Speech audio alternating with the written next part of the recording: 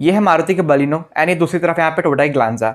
ये है मारुति की ब्रीजा एंड दूसरी तरफ यहाँ पे टोयोटा की अर्बन क्रूजर एंड ये है क्रेटा एंड ये है सेल्टॉस। इन सारी गाड़ियों में मेजर डिफरेंस कुछ भी नहीं है। लाइक इस गाड़ी का यहाँ पे थोड़ा बहुत डिज़ाइन चेंज कर दिया गया, फ्रंट ग्रिल चेंज हो गया एंड बम्पर चेंज कर दिया गया, लेकिन अंदर से गाड़ी का engine, chassis, driving dynamics, suspension almost सब कुछ यहाँ पे सेम है। इंडिया में आजकल बहुत सी कंपनियां साथ मिलकर एक गाड़ियाँ बनाती है या साथ मिलकर दो गाड़ियाँ बना रही है, लेकिन अंदर जो पार्ट्स वगैरह है वो सेम ही रख लिया। जैसे स्कोडा के अंदर में आपको यहाँ पे स्लाविया मिल जाएगी, वहीं पे आपको जाएंगे आप वॉक्सवैगन के अंदर तो आपको यहाँ पे वर्टिस मिल जाएगा। उसके अंदर का जो पार्ट शेयरिंग हुआ है वो काफ़ी ज़्यादा हाई लेवल पर पार्ट शेयरिंग किया गया कंपनी के द्वारा।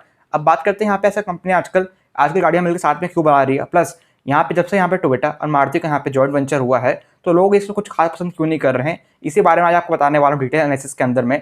तो बिना किसी देरी के चलिए स्टार्ट करते हैं मैं आज की नई वीडियो। सोशल मीडिया पे आप देख ही सकते हैं आजकल की टोयोटा के लिए लोग काफ़ी ज़्यादा नाराज़ है इस चीज़ को लेकर कि टोयोटा ने क्यों यहाँ पे डिसीजन लिया है कि मारुति से यहाँ पे जॉइंट वेंचर किया जाए, क्योंकि टोयोटा बेसिकली जानी जाती है इस गाड़ी के काफ़ी अच्छे इंजन रिलायबल के कारण। जैसे आपको पता है आपको टैक्सी फ्लीट्स के अंदर में कई नोवास ने यहाँ पे 4-4-5-5 लाख किलोमीटर चल जाती है, तभी कुछ काम निकलता है इंजन के अंदर में। एंड साथ में आपको टोयोटा गाड़ियों के अंदर में यहाँ पे काफ़ी अच्छी बिल्ड क्वालिटी मिल जाती है। वहीं इसका उल्टा यहाँ पे आपको मारुति के अंदर काफ़ी सबसे पुअर क्वालिटी की बिल्ड क्वालिटी मिलती है गाड़ी के अंदर में। एंड साथ में माइलेज बढ़ाने के कारण यहाँ पे मारुति कॉस्ट कटिंग करती है और जो पार्ट्स की क्वालिटी होती है काफ़ी हल्की कर लेती है, जिसके कारण आगे जाके वो पार्ट यहाँ पे रिलायबिलिटी इशू देते हैं।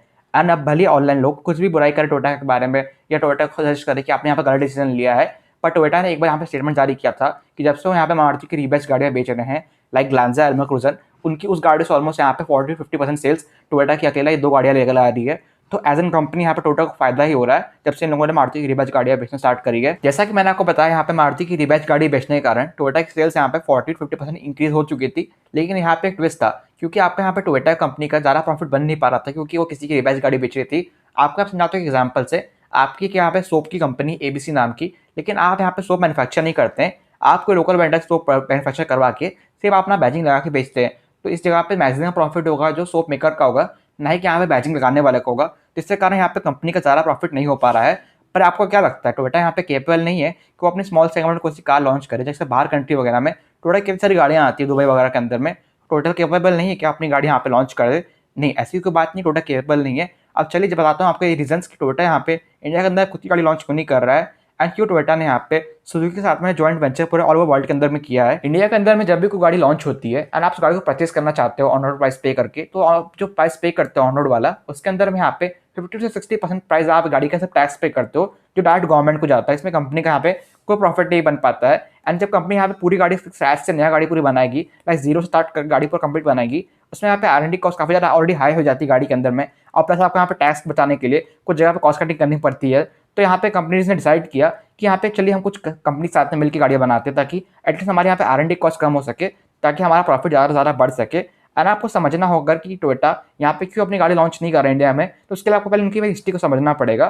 तो चलिए समझते हैं पहले यहाँ पे टोयोटा की हिस्ट्री को, तब इसका आंसर मिल पाएगा अपने को यहाँ पे कि टोयोटा अब अपनी खुद की गाड़ियाँ क्यों लॉन्च नहीं कर रहा है और दूसरी कंपनी की गाड़ियों भरोसे क्यों चल रहा है इंडिया में। जब टोयोटा यहाँ पे इंडिया में पहली बार आई थी तो उन्होंने यहाँ पे किर्लोस्कर नाम की कंपनी से जॉइंट वेंचर किया था और उसी के साथ में यहाँ पे टोयोटा ने अपनी फर्स्ट गाड़ी लॉन्च की थी, इसका नाम है Toyota Qualis. And Toyota Qualis सबसे बड़ा गाड़ी का मेजर हिट बन गया क्योंकि इस गाड़ी के अंदर आपको सबसे ज़्यादा स्पेस मिलती थी एंड काफ़ी कम प्राइस में आपको गाड़ी मिल जाती। साथ ही में इस गाड़ी की इंजन क्वालिटी इतनी बढ़िया थी कि कभी इंजन जल्दी काम मांगता नहीं था गाड़ी का यहाँ पे।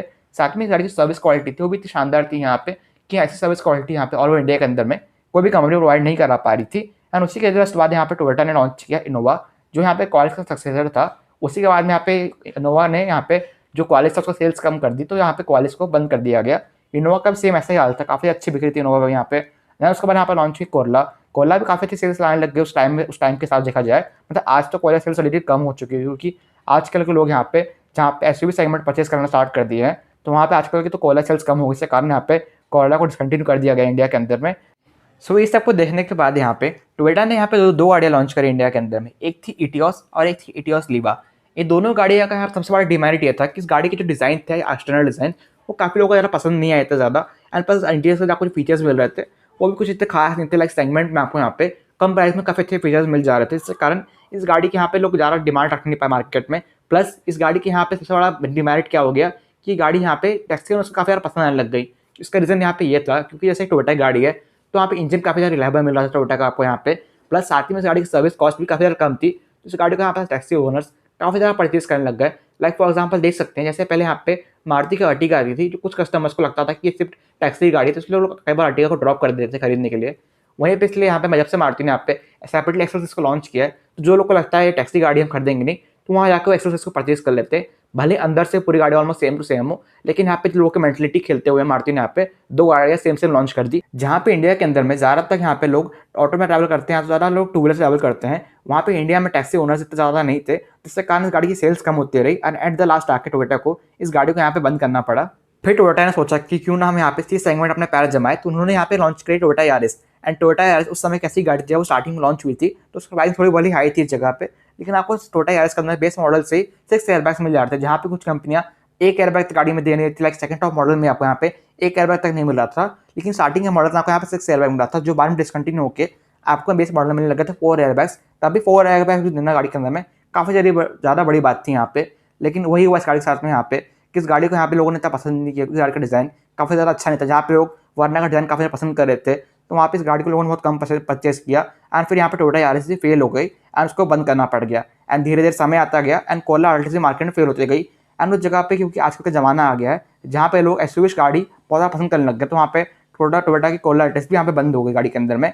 अब साल था 2019, जहाँ पे टोयोटा ने अपनी मैक्सिमम गाड़ियों को डिसकंटिन्यू कर दिया था और उनके पास अब बची थी यहाँ पे इनोवा एंड फॉर्च्यूनर। डीलर्स यहाँ पे स्ट्राइक करने लग गए थे कि हमको यहाँ पे और गाड़ियाँ बेचनी है, लेकिन यहाँ पे टोयोटा गाड़ी लॉन्च नहीं कर रहा था। और डीलर्स को यहाँ पे डर था कि टोयोटा भी यहाँ पे इंडिया छोड़ के ना भाग जाए, तो इसलिए यहाँ पे टोयोटा ने डिसाइड किया क्यों ना हम गाड़ी के साथ में एक काम करते हैं, मारुति के साथ में जॉइंट वेंचर करके यहाँ पे और गाड़ी लॉन्च करता है कि यहाँ पे थोड़ा बहुत फायदा डीलर्स का भी हो सके और डीलर्स को बिलीव हो पाए कि हम इंडिया छोड़ के नहीं जा रहे हैं इस जगह पे। पूरे वर्ल्ड के अंदर में इंडिया कुछ एक ऐसी कंट्री है जहाँ पे सबसे ज़्यादा टैक्स लगते हैं गाड़ियों के अंदर में। आपको बताता हूँ फॉर एग्जाम्पल से मैं, जैसे अगर आपकी गाड़ी यहाँ पे पेट्रोल की है इंडिया के अंदर में और आपकी गाड़ी यहाँ पे 20 की इंजन के अंदर आती है एंड गाड़ी का साइज यहाँ पे 4 मीटर के अंदर है, तो यहाँ पे आप 28% तक का टैक्स देंगे। एंड वहीं पे आपकी गाड़ी का इंजन भले 20 का पेट्रोल इंजन है, पर आपकी गाड़ी की लेंथ यहाँ पे 4 मीटर से बढ़ जाती है, तो आपका यहाँ पर टैक्स 43% तक का हो जाता है गाड़ी के यहाँ पर आपकी गाड़ी का लेंथ यहाँ पे 20 के अंदर रहेगा, या तो आपका इंजन काफ़ी ज़्यादा बड़ा हो जाता है, लाइक आपका इंजन यहाँ पे 20 के ऊपर चला जाएगा यहाँ पे, तभी आपको यहाँ पे ऑलमोस्ट 50% तक का टैक्स लगता है इंडिया के अंदर में। एंड वही बात की डीजल कार्स के बारे में, डीजल कार्स के अंदर में अगर आपका इंजन गाड़ी का यहाँ पे 1500 के अंदर रहेगा एंड 4 मीटर्स के अंदर है गाड़ी साइज रहेगी, यहाँ पे 31% आपको टैक्स लगेगा यहाँ पर। बस आपके साथ में आपकी गाड़ी यहाँ पे भले 1500 के नीचे आती हो, लेकिन आपका यहाँ पे जो गाड़ी का साइज है वो यहाँ बढ़ के यहाँ पर ऑलमोस्ट यहाँ पे 4 मीटर के ऊपर जा रहा हो, तो आपका यहाँ पे 48% तक का टैक्स लग जाएगा। देख सकते हैं ये सारे टैक्स आपको मैंने बताया है, ये टैक्स यहाँ पे एक्स्ट्रा कीमत पर लग रहे हैं। और उसके बाद जब गाड़ी परचेज करते हैं ऑन रोड कीमत में, तो आपको आरटीओ चार्जेस वगैरह एक्स्ट्रा देने पड़ते हैं, तो सारे टैक्स आपके एक्स्ट्रा कीमत पर ऑलरेडी लग के आता है आपके पास में। देन आप गाड़ी परचेज करते वक्त यहाँ पे ऑन रोड चार्जेस पे करते हैं, लाइक आरटीओ चार्ज हो गया और पार्किंग चार्ज वगैरह जो भी रहता है आपके शहर के हिसाब से, वो सब पे करते हो गाड़ी के अंदर में। आप देख सकते हैं काफ़ी ज़्यादा प्राइस आप सिर्फ टैक्स में वेस्ट कर रहे होते हैं। अब चलिए समझते हैं कि सारे टैक्स ब्रैकेट बनाए गए थे गवर्नमेंट के द्वारा, ये कैसे टोयोटा को भारी पड़ गया इस जगह पे। सबसे पहले बात किया जाएगा टैक्स ब्रैकेट के बारे में कि गाड़ियाँ कौन सी होती है टोयोटा की। यहाँ पे टोयोटा की जो गाड़ियाँ आती थी वो जनरली बड़ी होती थी, ऐसा फॉर एग्जाम्पल अभी जो टोयोटा की गाड़ी आ रही है वो फॉर्च्यूनर और इनोवा है इस जगह पे। अब आप देखिए इस जगह पे गाड़ियों का इंजन ऑलरेडी डीजल का है, सबसे बड़ा टैक्स इस जगह पे लग गया है यहाँ पे। पर उसके बाद जो इंजन बनाती है टोयोटा यहाँ पे वो 2000 के ऊपर इंजन होता है, लाइक आप देख सकते हैं 2500 सीसी 2600 सीसी ऐसा वाला इंजन टोयोटा बनाने लगे गाड़ी के अंदर में यहाँ पे। तो इस गाड़ी का सबसे बड़ा टैक्स यहाँ पे क्या लग गया, इंजन का लग गया, क्योंकि गवर्नमेंट का नियम था कि अगर आपका इंजन यहाँ पे 15 सीसी के ऊपर का बनेगा तो आपका यहाँ पे टैक्स लग जाता है गवर्नमेंट का। ऑलमोस्ट 48 से 50% टैक्स यहाँ पर लग चुका है गाड़ी को ऑलरेडी। एंड सेकंड चीज पे आते हैं किस चीज़ पे, साइज पे। गवर्नमेंट ने नियम रखा था यहाँ पे कि अगर आपकी गाड़ी यहाँ पे 4 मीटर के अंदर होगी तो आपका टैक्स यहाँ पर कम लगेगा।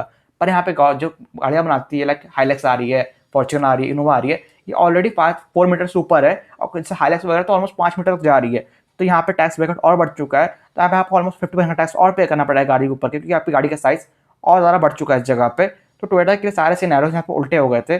और यहाँ पे एक दिन तो टोयोटा के वाइस प्रेसिडेंट ने स्टेटमेंट दिया था इंडियन गवर्नमेंट के लिए, क्योंकि यहाँ पे इंडियन गवर्नमेंट को गाड़ी की इंजन साइज पे, गाड़ी के डायमेंशन पे टैक्स लगाना नहीं चाहिए। इंडियन गवर्नमेंट को ये देखना चाहिए कि जो गाड़ी से धुआं निकल रहा है इमिशन के लिए, वो इमिशन कितना पोल्यूट कर रही है, उसके साथ टैक्स लगाना चाहिए गवर्नमेंट को यहाँ पर। अब टोयोटा एक ऐसी कंपनी है जिसकी सबसे ज़्यादा पॉपुलर बाहर कंट्री में हाइब्रिड गाड़ियाँ होती है। अब वो ऐसा भी टोयोटा कर सकती थी कि अपने यहाँ पे सिर्फ हाइब्रिड गाड़ी के दम पे पूरे इंडिया पर राज कर सकती थी, लेकिन यहाँ पे भी कैच है मेरे दोस्तों।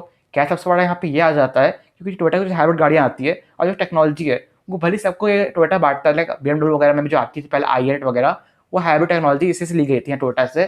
पर यहाँ पे कैच क्या आ गया था, क्योंकि हाइब्रिड टेक्नोलॉजी पहले ही एक ऑलरेडी एक्सपेंसिव टेक्नोलॉजी, क्योंकि इस गाड़ी के अंदर में पेट्रोल इंजन आपको देना पड़ता है, साथ में बैटरी भी देनी पड़ती है, तो ये टेक्नोलॉजी ऑलरेडी एक्सपेंसिव है। और उस टेक्नोलॉजी पर भी आपको यहाँ पे 40 to 45% टैक्स यहाँ पे गवर्नमेंट को पे करना पड़ा था।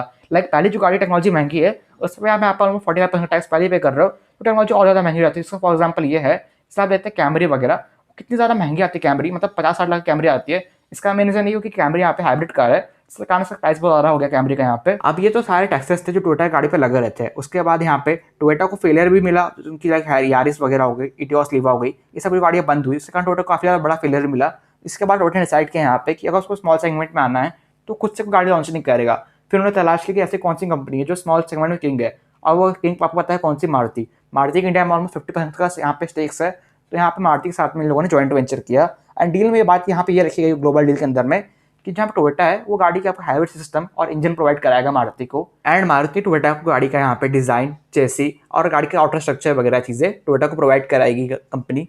इसी टर्म्स के कंडीशन के साथ में यहाँ पे टोयोटा और मारुति की ग्लोबल डील हो गई। लाइक फॉर एग्जाम्पल आप देख भी सकते हैं, जैसे आज का मार्केट में यहाँ पे ग्लांजा मिलती है, आपको सेम ग्लांजा मारुति के शोरूम पे जाएंगे तो आपको वहाँ पे बलिनो नाम से मिल जाएगी। एंड बात किया जाए एग्जाम्पल्स के बारे में तो लाइक साउथ अफ्रीका में एक कार लॉन्च हुई है, इसका नाम है यहाँ पे रोमियो रखा गया है टोयोटा के द्वारा। पर ये जो टोयोटा की रोमियो लॉन्च हुई है एक और कुछ नहीं है, ये इंडिया की यहाँ पे अर्टिगा ही है, जिसको यहाँ पे टोयोटा साउथ अफ्रीका में रोमियो नाम से लॉन्च किया गया। ये तो थे सारे नॉर्म्स एंड कंडीशन जो यहाँ पे टोयोटा ने इंडिया के साथ में रखे थे अपना जॉइंट वेंचर करने के लिए मारुति के लिए।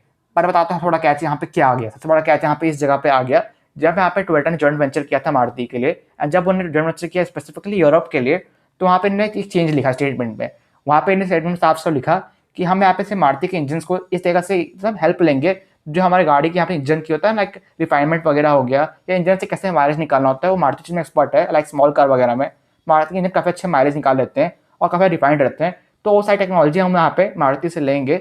और लेकिन इंजन हम अपना खुद का बनाएंगे टोयोटा की फैक्ट्री पे, एंड अपने यूरोपियन कस्टमर्स को अपनी गाड़ी और इंजन खुद का बना के देंगे। बस टेक्नोलॉजी कैसे यूज़ कर रही मारुति वो चीज़ हम यहाँ पर अडॉप्ट कर रहे हैं टोयोटा एज कंपनी।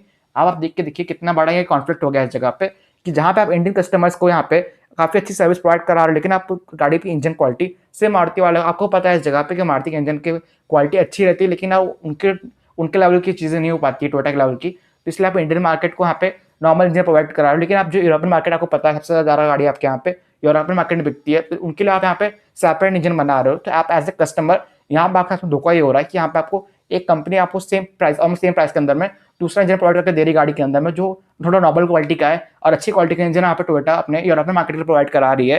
तो इस जगह पे कस्टमर के लिए थोड़ा लॉस ही हुआ इस जगह पर। खैर पर एज ए कंपनी टोयोटा को इस जगह पे फायदा ही हुआ, उनको यहाँ पे और गाड़ियाँ बेचने का मौका मिल गया और उनकी सेल्स यहाँ पे काफी ज़्यादा बढ़ चुकी है। अब यहाँ पे टोयोटा इंडिया के अंदर में 6th लार्जेस्ट मैन्युफैक्चर बन चुकी है इंडिया के अंदर में। सो दोस्तों उम्मीद करता हूँ आपको मेरी आज की डिटेल एनालिसिस वीडियो पसंद आई होगी। अगर आपको वीडियो पसंद आई है तो प्लीज़ वीडियो को लाइक कर दीजिए, चैनल सब्सक्राइब करने, चैनल पर कार लाइक नॉलेजफुल और भी वाले वीडियो आते रहते हैं। एंड हाँ, आपने मेरा टारगेट फुलफिल कर दिया 2.5K का, उसके आपको दिल से धन्यवाद यहाँ पे। तो मिलते हैं आपसे अगली वीडियो, तब तक के लिए बाय। भारत माता की जय।